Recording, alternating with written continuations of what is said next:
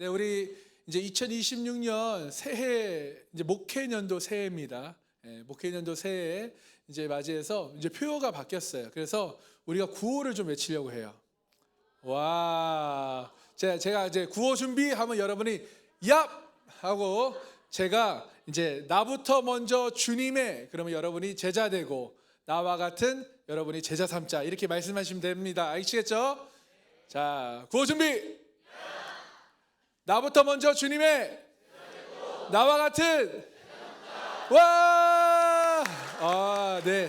할렐루야. 자, 여러분, 어떤 집사님께서 저에게 이런 이야기를 하셨어요. 목사님, 저는 제 아내가 하는 걸 대부분 다 믿고 맡기는데 유일하게 못 맡기는 게 하나 있습니다. 라는 거예요. 그래서 그게 뭔데요, 집사님? 이렇게 말씀을 물어봤더니 그 집사님이 아주 진지하게 대답을 하세요. 바로 운전대입니다. 예. 운전대만큼은 절대 못 믿고 못 맡긴다라고 말을 하는 거예요. 이 말에 공감하는 분들도 있을 텐데, 여러분 왠지 운전을 좀 하는 분들은 옆 사람이 운전하는데 괜히 브레이크가 없는데도 불구하고 본능적으로 오른쪽 발에 힘이 들어가는 그런 경험을 해보셨나요? 여러분, 운전대는 방향을 정하고 또 속도를 정하고 생명과 직결되어 있어요. 그래서 사람들은 운전대를 참 남에게 맡기는 게 쉽지 않아요. 어디로 갈지, 어떻게 또 멈출지, 얼마나 빨리 갈지 전부 운전대를 쥔 사람이 결정하기 때문입니다. 여러분, 우리 인생도 마찬가지예요. 저와 여러분 또한 우리 인생의 운전대를 누가 쥐고 있느냐입니다.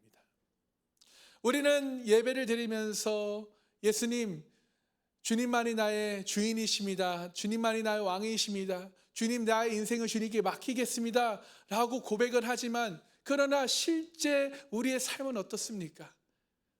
내 삶의 판단은 내가 하고 선택도 내가 하고 마음은 내가 정하고 속도도 내가 조절하지는 않습니까? 그래서 은혜가 있을 때는 따라오고 뭔가 고난이 오고 힘들면 뭔가 멀어지고 원하는 것이 채워질 때는 열심히 하지만 뜻대로 안 되면 발걸음이 멈추고 돌리죠. 여러분, 예수님께서 과연 그러한 따르는 인생, 따르는 신앙생활을 원하실까요? 여러분, 예수님은요 우리에게 예배를 드려라, 기도를 열심히 해라 라고 말씀하시지 않죠. 뭐라고 말씀하세요? 너는 나를 사랑하느냐? 그렇다면 내 양을 먹이고 나를 따르라. 여러분, 오늘 본문에서도요 예수님께서는 우리에게 이렇게 말씀하세요. 아무든지 나를 따라오려거든. 아무든지 나를 따라오려거든. 여러분, 예수님을 따르는 것은 무엇입니까?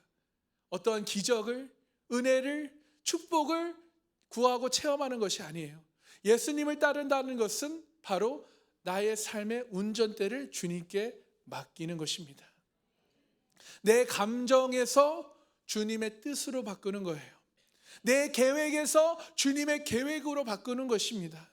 내 방식에서 이제 주님의 방법으로 바꾸는 것이에요. 내가 주인된 그 삶의 자리에서 이제는 예수님이 내 삶의 주인이 되시는 그 삶으로 바뀌는 것이 바로 예수님을 따르는 것입니다. 여러분, 이 방향 전환이 안 되는 사람은 평생 교회를 다녀도 예수님의 제자가 아니라 조수석 승객으로 남게 되는 거예요. 사랑하는 성도 여러분, 오늘 본문은 우리에게 명확하게 말합니다. 제자는 나의 삶의 운전대를 주님께 맡긴 사람이다라는 것이에요. 그래서 제자의 길이 얼마나 분명한지 또 얼마나 결단을 요구하는지 예수님이 직접 말씀하신 강력한 선언인 줄 믿으시기 소망합니다. 그래서 우리를 향해 예수님은 말씀하세요. 자, 23절 함께 읽겠습니다. 시작. 또 무리에게 이르시되 아무든지 나를 따라오려거든 자기를 부인하고 날마다 제 십자가를 지고 나를 따를 것이니라. 아멘. 자, 오늘 본문을 통해 제목을 제자로 날마다 주님을 따르자예요. 우리 함께 외쳐볼까요? 제자로 날마다 주님을 따르자. 아멘. 자, 우리가 그렇게 따르기 위해서 첫 번째, 우리 함께 읽어볼까요? 시작. 제자는 자기를 부인하며 인생의 주인 자리를 예수께 드리는 사람입니다. 아멘. 23절에 아무든지 나를 따라오거든. 예수님께서는 나를 따라오라 말씀하시고 아무든지 나를 따라오려거든 뭐를 하라고 말씀하십니까? 첫 번째, 자기를 부인하라는 거예요.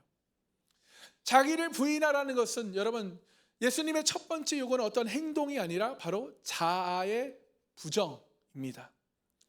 부인하다 하라는 말은 내 생각을 무시하거나 내 개성을 버리거나 내 자신을 미워하라는 것이 아니에요. 자기 혐오나 열등감을 이야기하는 것이 아니라 예수님께서 말씀하시는 이 부인하다라는 말은요, 나의 소유권을 포기하다, 나의 인생을 주님께 내려놓는 것, 나의 그 권한을 주님께 위임하다라는 뜻이 바로 부인하다라는 것입니다.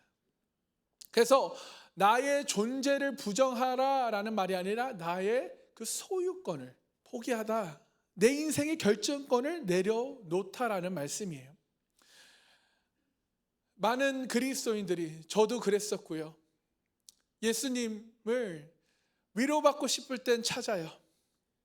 고난과 어려움이 닥치면요, 예수님께 나와 부르짖고 기도합니다. 그렇지만 정작 내가 내 인생의 방향을 정할 때, 직장을 선택할 때, 내가 하고 싶은 것, 내가 원하는 것, 대기업, 공기업, 어떤 안전적인 직장을 보고 결혼을 결정할 때 내 기준, 수입이 얼마여야 되고 키가 어느 정도여야 되고 또 이뻐야 되고, 그렇죠? 어떤 내 기준으로 우리가 결혼할 사람을 찾는다는 거예요.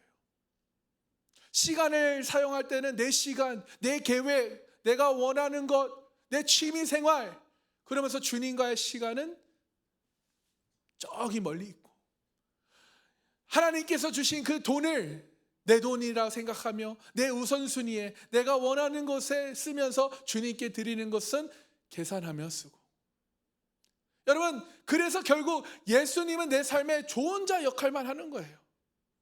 그리고 실제 주인은 내가 주인인 것처럼 살고 있지는 않습니까? 여러분, 제자는 무엇이에요? 자기를 부인하고 나의 인생의 그 주인의 자리를 예수님께 맡기는 사람이 제자인 줄 믿으시기 소망합니다. 그렇습니다. 여러분, 제자에게 가장 먼저 일어나는 것은 어떤 행동의 변화가 아니라 뭐예요? 나의 주권의 변화인 줄 깨닫고 믿으시기 소망합니다. 그래서 자기 부인은 뭔가 자기를 억압하는 것이 아니에요. 나를 부인하는 것은 자기 중심에서 해방되는 것임을 여러분 깨닫길 소망합니다. 여러분, 우리는 스스로를 잘 이끌 수 있는 존재가 아닙니다. 우리의 감정은요, 너무 쉽게 그 상황과 환경에 따라 쉽게 변해요. 우리의 판단은 자주 틀리고 우리의 계획은요, 한계가 있어요. 계획대로 됐으면 우리 다 부자 됐겠죠, 그렇죠? 여러분, 그러나 하나님의 지혜는 실수가 없으십니다. 하나님의 뜻은 가장 선하며 주님의 계획은 가장 안전한 줄 여러분 믿으십니까? 그래서 자기 부인이 일어나게 되면요, 우리의 질문이, 우리의 생각이 달라진다는 것이에요. 그 전에는 내가 뭘 하지? 이것으로 뭘 살까? 나 중심이었는데 자기 부인이 되면요, 이걸 주님이 무엇을 원하실까? 어떻게 주님께 영광을 돌릴까? 내가 이걸 사도 됩니까, 주님? 한 번 더 주님께 먼저 묻는다라는 것이죠. 그러므로 자기 부인이라는 것은 추상적인 개념이 아닙니다. 예를 들어 말다툼을 해도요, 먼저 양보하고 용서하는 거예요. 내가 유리해도 정직을 택하는 것입니다. 불편하지만 용서를 택하는 거예요. 돈보다 하나님의 뜻을 먼저 고려하는 것. 여러분, 또 자녀 교육의 말씀을 기준 삼는 것. 이런 작은 선택에서 주인이 교체되는 것입니다. 성경의 아브라함은요, 아브라함에게 하나님은 명확한 어떤 로드맵을 주시지 않으셨어요. 그냥 말씀하셨어요. 본토와 친척과 아비 집을 떠나라. 내가 너에게 보여준 그 땅으로 가라. 어디입니까, 거기가? 어디로 가는지, 얼마나 걸리는지, 무엇을 얻는지 아무것도 알려주시지 않았어요. 지금 아브라함에게는요, 이미 안정된 경제와 대가족 공동체와 노후가 보장된 생활을 가지고 있었습니다. 그런데 아브라함은 아니 거기가 어딥니까? 미래가 보장되어 있습니까? 묻지 않아요. 그는 그저 하나님의 말씀에 순종하여 하나님을 따라갑니다. 그냥 떠나요. 가장 익숙하고 가장 편안한 것을 끊어내고 떠나는 것이 바로 자기 부인의 실체라는 것이에요. 여러분, 베드로도 보세요. 고집센 어부였습니다. 항상 자기 생각이 분명했고 말도 거침이 없었습니다. 그래서 그는 예수님 앞에 늘 단언했죠. 주님, 그런 일은 절대 일어나지 않습니다. 나는 결코 주님을 버리지 않습니다. 나는 주를 위해 죽겠습니다. 그러나 현실은 어떻습니까? 예수님이 잡히자 3번 부인합니다. 그 자리에서 무너져요. 그러나 부활하신 예수님께서 찾아오셔서 베드로에게 이렇게 질문하시죠. 뭐예요? 너는 나를 사랑하느냐? 여러분, 왜 예수님께서 너는 나를 사랑하느냐 질문하셨어요? 여기에 예수님께서는 그에게 사명을 주시기 전에 뭐예요? 주권을 묻는 거예요. 너의 삶이 여전히 너의 삶의 주인이 여전히 너 자신이냐? 아니면 이제 나냐? 베드로가 대답합니다. 주님, 내가 주님을 사랑하시는 줄 주님 아십니다. 그때 베드로는 자기 부인의 길에 선 거예요. 그때 예수님께서 말씀하십니다. 내 양을 먹이고 내 양을 따르라. 나를 따르라. 여러분, 그 이후에 베드로가 어떻게 변합니까? 더 이상 자기 확신으로 말하지 않아요. 자기 의지로 헌신하지 않습니다. 그는 뭐예요? 성령님의 의존해요. 성령님께 의지하고 기도를 선택하고 또 하나님의 말씀에 순종함으로 나아가요. 베드로의 실패는 뭐예요? 자기 중심 신앙의 끝을 보여주고 있는 거예요. 그러나 진정한 회복은 뭐예요? 자기 부인의 시작에서 일어난 줄 깨닫고 믿으시 소망합니다. 여러분께 적용 질문 드립니다. 나는 오늘도 내 인생의 주인의 자리에 앉고 있습니까? 만약 그렇다면 왜 그렇다라고 생각하는지 생각해 보시고, 오늘 이 말씀 이후에 예수님께서 나의 인생의 주인의 자리를 내어드릴 수 있는가? 이것에 대해서 여러분 솔직하게 한번 나눠보시기 바라요. 셀 모임 시간에. 사랑하는 성도 여러분, 제자는 뭔가 열심히 헌신하고 섬기는 사람이 아니에요. 제자는 무엇입니까? 나의 인생의 방향을, 그 운전대를 주님께 맡기는 사람이에요. 아멘. 여러분, 주인이 바뀌지 않으면요, 우리의 삶은 변하지 않습니다. 여러분이 운전대를 잡고 있으면요, 주님이 역사하실 수가 없는 거예요. 여러분, 우리의 운전대를 주님께 내려놓길 소망합니다. 맡겨드리기 축복합니다. 그래서 오늘 이렇게 우리 함께 고백하기 원해요. 저를 따라해 볼까요? 주님, 내 인생의 핸들을 내려놓고 주님께 맡깁니다. 아멘. 네, 그렇게 날마다 고백하시기 소망합니다. 두 번째, 제자로 날마다 주님을 따르기 위해 우리 함께 읽어볼까요? 제자는 날마다 십자가를 지는 사람입니다. 아멘. 자, 23절에 아무든지 나를 따라오려거든 자기를 부인하고, 그 다음에 뭐예요? 두 번째, 날마다 제 십자가를 지고 나를 따를 것이니라. 아멘. 여러분, 십자가가 무엇입니까? 십자가는 어떤 짐이 아니에요. 십자가는 뭐예요? 내 사명입니다. 십자가는 형벌이 아니라 하나님의 부르심이에요. 십자가는 고통이 아니라 우리를 변화시키는 도구인 줄 깨닫고 믿으시 소망합니다. 그래서 예수님은요, 십자가를 피하라 라고 말씀하시지 않았어요. 직접 십자가를 지셨고 우리에게도 그 십자가를 지고 따라오라 라고 말씀하세요. 근데 여기서 중요한 것은 어떤 십자가입니까? 자기 십자가예요.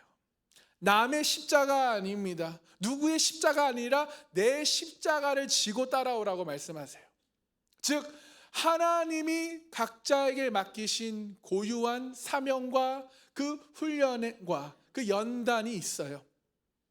누군가에게는 누군가를 용서하는 것이 그에게 십자가일 수 있고, 누군가에게는 가정을 지키는 것이 십자가일 수 있고, 누군가에게는 그 사역의 무게가 십자가일 수 있어요.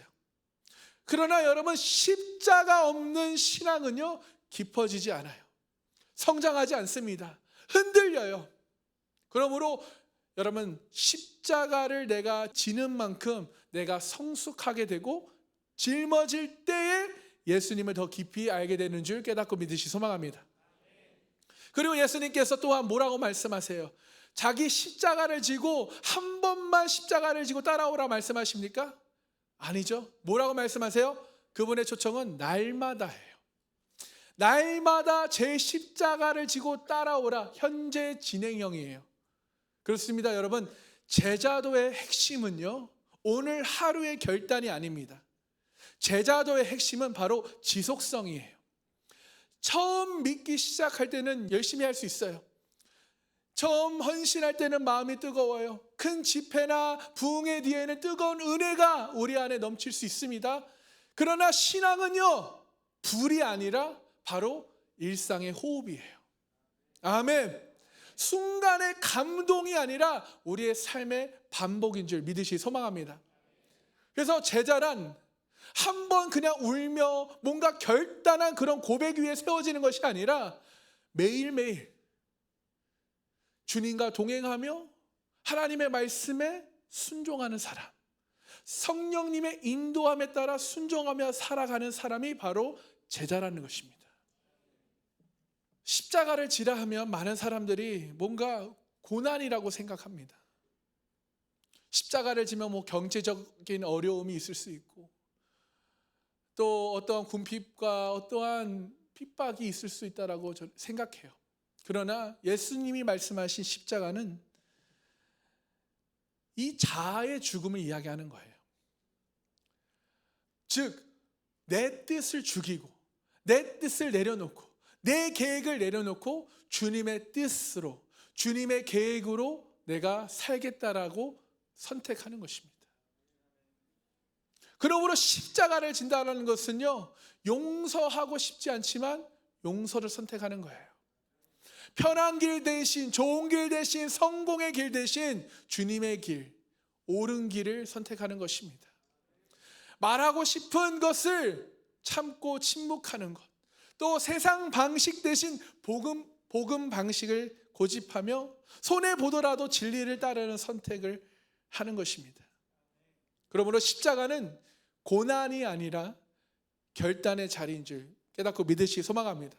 또한 오늘 하루의 결단이 아니라 매일 우리의 일상에서 날마다 고백되어야 될 줄 믿으시기 소망합니다. 여러분, 바울은요, 감옥에 여러 번 갇힌 상태입니다. 차가운 바닥, 쇠사슬에 묶인 채, 그렇게 습기 찬 그런 감옥에서 살지 않아도 될 그런 사람이었습니다. 가말리엘 문화에서 배운 최고 엘리트였어요. 로마 시민권을 가진 특권층입니다. 학문, 명성, 사회적 지위 모두 보장된 그런 사람이었어요. 그런데 그가 예수님을 만나요. 확실히 만나요. 그날 이후 인생의 방향이 바뀝니다. 180도 바뀌어요. 그는 편한 길 대신, 성공의 길 대신 유대인에게 맞고 돌에 맞고 조롱을 받고 핍박을 받는 길을 선택합니다. 그러면서 감옥에서 그는 이렇게 고백해요. 나는 날마다 죽노라. 여러분, 바울이 고백하는 그 날마다 죽는다라는 것은 무슨 뜻일까요? 하루하루 자신의 자존심을 다 내려놓는다는 것이에요. 주님의 뜻 안에서 자신의 계획을 포기하는 것입니다. 날마다 죽는다라는 것은 편안함 대신, 성공을 대신 하나님의 말씀에 순종하여 하나님이 이끄신 대로 내가 살겠다라는 것이에요. 그 감옥의 그 침묵 속에서 바울은 눈을 감고 아마 이렇게 기도했을 거예요. 주님, 오늘도 내 뜻은 이미 죽었습니다. 오직 하나님의 뜻만 살아나게 하여 주시옵소서. 그렇게 날마다 나는 죽었노라 라고 외쳤던 이 바울 때문에 여러분, 복음은 로마에 전해졌고, 그 복음은 로마를 변화시켰고, 결국 그 복음은 우리에게까지 전해졌습니다. 사랑하는 성도 여러분, 우리가 바울처럼 감옥에 갇히지는 않잖아요. 그런 핍박과 박해는 없잖아요. 그럼에도 우리에게는 날마다 죽어야 할 자아의 감옥이 있습니다. 무엇일까요? 내 고집, 내 상처, 내 체면, 내 자존심, 꼭 성공하고 이겨야 된다는 생각. 여러분, 십자가는요, 우리를 묶는 그 자아의 사슬을 끊는 자리임을 믿으시기 소망합니다. 그러므로 여러분 모두가 그 십자가를 짊어지고 여러분을 묶고 있는 자아의 사슬을 다 끊어내시길 주님으로 축원합니다. 아멘. 여러분, 성경의 다니엘은 포로로 이방 땅에 끌려가서 그곳에서 정말 권력자 옆에까지 갔어요. 모두가 부러워할 인생입니다. 그러다 어느 날 그를 시기하고 반대하는 그 반대파들이 계획을 꾸미죠. 30일 동안 왕외에 누구에게도 기도하지 못하게 하자. 이때 여러분, 다니엘에게는 두 가지 선택권이 있어요. 뭐예요? 하나는 그냥 기도 잠깐 중단하고 30일 뒤에 다시 하자. 두 번째는 뭐예요? 언제나 해오던 대로 기도하고 목숨을 걸 것인가. 결국 그는 무엇을 선택합니까? 전에 하던 대로 기도합니다. 그러나 그는 창문을 닫지 않아요. 기도 목소리를 낮추지 않습니다. 숨어 기도하지 않아요. 그는 하루 3번 늘 하던 그 모습 그대로 하나님께 무릎 꿇고 예루살렘을 향해 기도합니다. 결국 그 결과 다니엘은 사자굴에 던져지죠. 어둠 속에서 굶주린 사자들 옆에 그는 죽음을 기대하며 밤을 새웠을 것이에요. 그러나 성경은 이렇게 말합니다. 내 하나님이 그 사자의 입을 봉하셨다. 다니엘은 믿음을 위해 거창한 결단을 한 것이 아니에요. 날마다 반복하던, 그냥 자신이 하던 대로 기도를 포기하지 않았을 뿐이에요. 그의 승리는 어떤 대형 집회의 뜨거운 결단이 아니라 뭐예요? 매일 하는 작은 순종의 누적이었음을 여러분 깨닫고 믿으시 소망합니다. 여러분께 적용 질문 드립니다. 여러분, 오늘 무엇 하나라도 주님 앞에 내려놓고 죽어야 할 것은 무엇입니까? 여러분, 이것을 또 셀모임 시간에 잘 나눠보시기 바라요. 사랑하는 성도 여러분, 제자는 하루에 그냥 오늘 주일에 한 번의 감동으로 사는 사람이 아니에요. 오늘 주일의 결단으로 사는 사람이 아니라 날마다 자기를 부인하고 내려놓고 자기 십자가를 지고 주님을 따르는 사람이 제자인 것입니다. 그러므로 제자는 날마다 십자가를 지는 사람이에요. 또한 십자가로 세상을 이기는 사람이 아니라 십자가로 자기 자신을 넘어서 사는 사람인 줄 믿으시길 주님의 이름으로 축복합니다. 세 번째, 제자로 날마다 주님을 따르기 위해서는 우리 함께 읽어볼까요? 제자는 어떤 대가를 치르더라도 예수님을 선택하는 사람입니다. 아멘. 24절 함께 읽겠습니다. 누구든지 제 목숨을 구원하고자 하면 잃을 것이요 누구든지 나를 위하여 제 목숨을 잃으면 구원하리라. 아멘.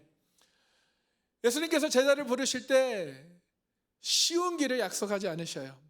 뭐라고 말씀하십니까? 목숨을 구원하고자 하면 잃고 누구든지 나를 위해서 하나님을 위해 목숨을 잃으면 구원하리라. 여기서 목숨은요, 단순한 육체 생명만을 뜻하지 않습니다. 여기에는 내 계획, 내 꿈, 내 성공, 내 체면, 내가 원하는 삶의 방식, 이 모든 것을 포함된 단어예요. 즉 예수님의 말씀은 이런 거예요. 너가 너의 꿈을 붙들면 진짜 생명을 잃지만 너가 하나님이 나의 꿈을 붙들면 진짜 생명을 얻게 된다. 여러분, 세상을 얻고 부귀영화를 얻고 예수님을 잃으면 전부 잃어버린 것임을 깨닫길 축복해요. 25절 한번 볼까요? 읽겠습니다. 시작. 사람이 만일 온 천하를 얻고도 자기를 잃든지 빼앗기든지 하면 무엇이 유익하리요? 아멘. 세상은 성공해야 된다. 돈이 많아야 행복하다. 사람들에게 인정을 받아야 된다. 체면이 중요하다. 편안함과 행복함이 중요하다라고 말해요. 그러나 주님은 25절에 그 모든 것을 얻어도 너의 영혼을 잃어버리면 무슨 유익이 있겠냐? 여러분, 회사에서 승진했지만 가정이 무너지면 그게 성공일까요? 돈은 벌었지만 신앙을 잃어버리면 성공일까요? 사람들 눈에 인정받았습니다. 그러나 하나님 앞에 멀어졌다면 그게 성공일까요? 제자의 성공은 세상의 인정이 아니에요. 세상에 말하는 것이 아닙니다. 제자의 성공은 무엇입니까? 주님과의 동행인 삶을 사는 것임을 여러분 믿으시 소망합니다. 그러면서 본문은 26절에 이렇게 말씀해요. 함께 읽겠습니다. 시작. 누구든지 나와 내 말을 부끄러워하면 인자도 자기와 아버지와 거룩한 천사들의 영광으로 올 때 그 사람을 부끄러워하리라. 부끄러워하다가 무슨 뜻이에요? 입을 다물다, 선을 긋다라는 뜻이거든요. 즉 우리가 만약 여러분이 직장에서나 동료 사이나 학교 친구들 사이에서 나 예수 믿는다는 말을 꺼내기 어렵고 어떤 교회의 그런 이야기들이 나왔을 때 말을 돌리고 불의한 자리에서 침묵한다면 우리는 조용히 예수님을 부끄러워하고 있는 것입니다. 여러분, 성경의 스데반은요, 그 유대인들 앞에서도 예수님을 증언한 사람이에요. 그때 사람들은 저자를 돌로 치자라고 말합니다. 그때 스데반은 항의하지 않고 도망치지 않아요. 그는 돌이 자신에게 날아오기 직전 하늘을 우러러 봅니다. 그때 보라, 하늘이 열리고 인자가 하나님 우편에 서 계신 것을 보노라라는 말을 해요. 그러면서 돌이 그 머리를 강타합니다. 몸을 맞아요. 피가 흘러요. 그러나 그는 끝까지 주님을 부인하지 않아요. 마지막 순간에 이는 그렇게 기도합니다. 주여, 이 죄를 저들에게 돌리지 마옵소서. 날아다니는 그 돌 사이에 스데반의 얼굴은 마치 천사의 얼굴과 같았다라고 성경은 말해요. 여러분, 어떻게 그런 상황 가운데서 돌을 맞으면서도 평안할 수 있었을까요? 그는 진짜 생명이 무엇인지 알고 있었기 때문입니다. 여러분, 많은 사람들이요, 대부분 스데반처럼 생명을 위협받지는 않아요. 그러나 불이익이 두려워 침묵할 때, 체면이 무서워 신앙을 숨길 때, 관계가 좀 틀어질까 봐 진리를 말하지 못할 때, 작은 부끄러움 속에서 우리는 예수님을 숨기고 있다라는 것입니다. 여러분, 요한복음 3장을 보면 니고데모라는 한 유대인이 등장하는데요. 그는 사내들인 공회원이었어요. 율법, 교사, 사회적 지위와 명성이 정말 최고조에 있었던 사람인데요. 그러나 니고데모가요, 예수님을 대낮에 찾아올 용기가 없었어요. 왜요? 손가락질 받고 쫓겨날까 봐. 그래서 그는 밤에 몰래 예수님을 찾아옵니다. 회당에서 쫓겨날까 봐 두려웠고 동료들에게 손가락질 받을까 봐 무서웠으며 자신의 위치와 영향력이 흔들릴까 봐 두려웠어요. 그래서 니고데모의 믿음은 늘 어둠 속 이 밤 신앙이었다라는 거예요. 그러나 세월이 흘러요. 예수님께서 결국 십자가에 매달려 돌아가십니다. 모든 제자들이 도망치고 숨어버리는 날, 여러분 놀랍게 누가 찾아온지 아십니까? 누가 예수님의 시신을 가지러 온지 아십니까? 바로 이 니고데모가 찾아와요. 요한복음 19장 39절을 보면 일찍이 예수께 밤에 찾아왔던 니고데모가 찾아왔다라고 말해요. 니고데모는요, 뭐 하는 거예요? 지금 사람들 앞에 예수님의 시신을 거두는 자리에 서 있어요. 그러니까 단순한 장례 예배에 참여하는 것이 아닙니다. 지금 예수님의 시신을 거둔다는 것은 나는 예수님을 믿는 사람입니다. 나는 예수님을 따르는 공개적인 고백이에요. 모든 그 종교 지도자들 앞에서 위험한 증언이었죠. 또 자신의 명예와 위치, 그 모든 것을 포기하는 결단이었습니다. 밤에 믿던 사람이 대낮에 증인이 되었어요. 할렐루야. 많은 성도들이요, 니고데모와 같은 성도들이 요즘 많다라는 거예요. 예배를 드립니다.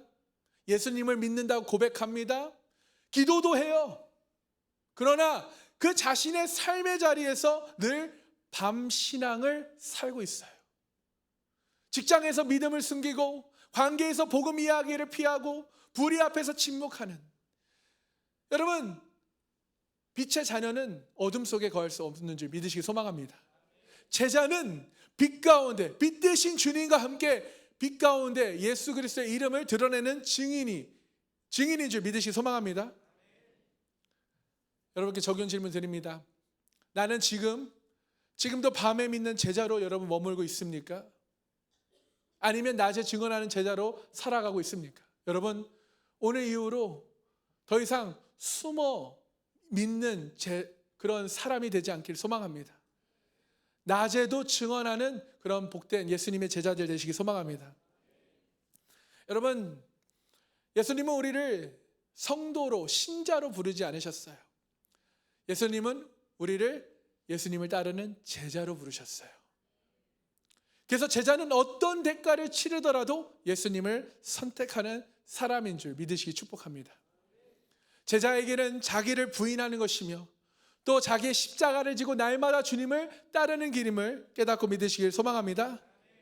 그래서 여러분, 제자의 길은 쉬운 길이 아니에요. 그러나 이 길은 영광의 길이며 생명의 길인 줄 믿으시기 소망합니다. 그래서 오늘 이 시간 예수님께서 우리에게 말씀하신 23절에서 26절을 함께 다시 한번 큰 목소리로 읽기 소망합니다. 우리 함께 읽겠습니다. 시작.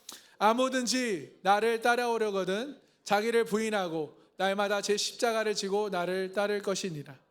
누구든지 제 목숨을 구원하고자 하면 잃을 것이요 누구든지 나를 위하여 제 목숨을 잃으면 구원하리라. 사람이 만일 온 천하를 얻고도 자기를 잃든지 빼앗기든지 하면 무엇이 유익하리요? 누구든지 나와 내 말을 부끄러워하면 인자도 자기와 아버지와 거룩한 천사들의 영광으로 올 때 그 사람을 부끄러워하리라. 아멘. 제자는 교회 안에 조용히 예배만 드리는 성도가 아닙니다. 제자는 세상 한복판에서 예수님께 속한 사람임을 당당히 드러내는 증인입니다. 손해를 봐도 예수님을 선택하고 체면보다 진리를 택하며 침묵보다 고백을 택하는 삶, 그것이 제자의 삶인 줄 깨닫고 믿으시 소망합니다. 말씀을 마무리하겠는데요, 사랑하는 성도 여러분, 오늘 예수님께서 우리에게 분명히 보여주신 이 제자의 모습은 거창한 영웅의 이야기가 아닙니다.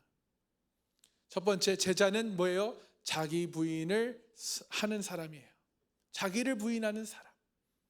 두 번째는 날마다 자기 십자가를 지고 주님을 따르는 사람이에요. 세 번째, 제자는 세상 한가운데서 예수님을 부끄럽지 않게 증언하는 사람입니다.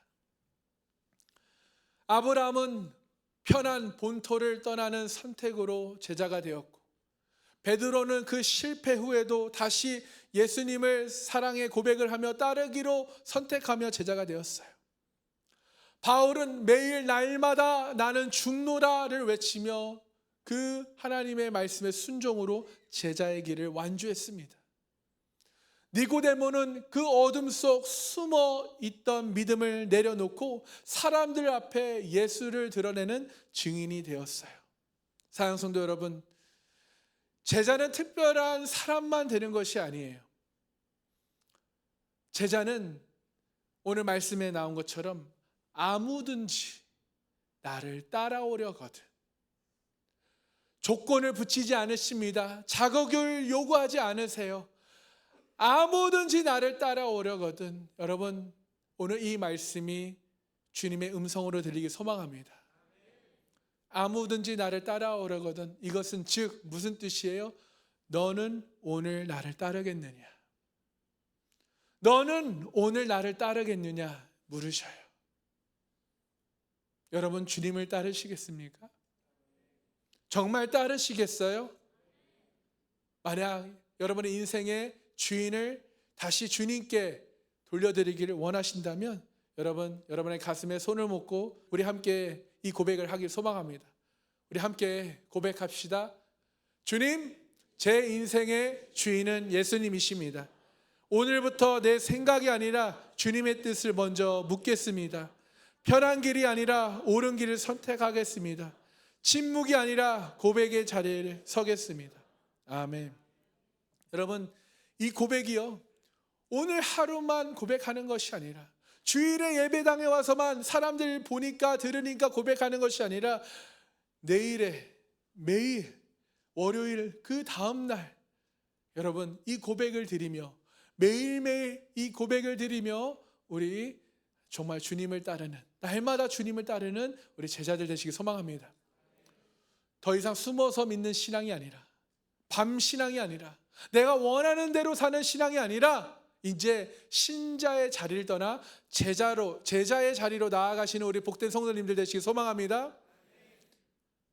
더 이상 니고데모처럼 밤에만 숨어 믿고 낮에는 침묵하던 신앙을 오늘 이 시간 내려놓으십시오. 오늘 결단하시면서 날마다 주를 위해 살길 원한다는 그 고백을 하시며 사시는 우리 복된 성도님들 다 되시기를 주님의 이름으로 축원합니다. 축원합니다. 우리 함께 기도하겠습니다.